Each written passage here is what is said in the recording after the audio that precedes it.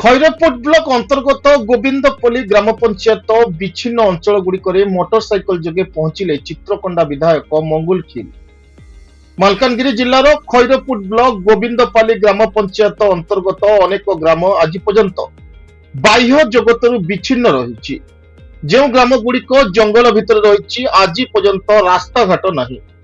ଆଜି ଚିତ୍ରକୋଣ୍ଡା ମାନ୍ୟବର ବିଧାୟକ ଶ୍ରୀଯୁକ୍ତ ମଙ୍ଗୁ ଖିଲ ମୋଟରସାଇକେଲ ଯୋଗେ ସେହି ଅଞ୍ଚଳ ଗୁଡ଼ିକ ପରିଦର୍ଶନ କରି ସ୍ଥାନୀୟ ଜନସାଧାରଣଙ୍କୁ ଜଙ୍ଗଲ ଜମି ପଟ୍ଟା ବଣ୍ଟନ କରିଛନ୍ତି ଏବଂ ଆଗାମୀ ଦିନରେ କିଭଳି ରାସ୍ତାଘାଟର ସୁବିଧା ହେବ ସେ ନେଇ ସ୍ଥାନୀୟ ଲୋକଙ୍କ ସହ ଆଲୋଚନା କରିଛନ୍ତି ଏବଂ ତୁରନ୍ତ ଏହି ଅଞ୍ଚଳରେ ସମସ୍ତ ବିକାଶ ଦିଗରେ ବିଧାନସଭାରେ ସରକାରଙ୍କ ଦୃଷ୍ଟିଗୋଚର କରିବେ ବୋଲି ମତ ବ୍ୟକ୍ତ କରିଛନ୍ତି। ମାଲକାନଗିରି ଜିଲ୍ଲାରୁ ଶରତ ଚନ୍ଦ୍ର ଖରାଙ୍କ ରିପୋର୍ଟ, ହର୍ଷିକା ମିଡିଆ।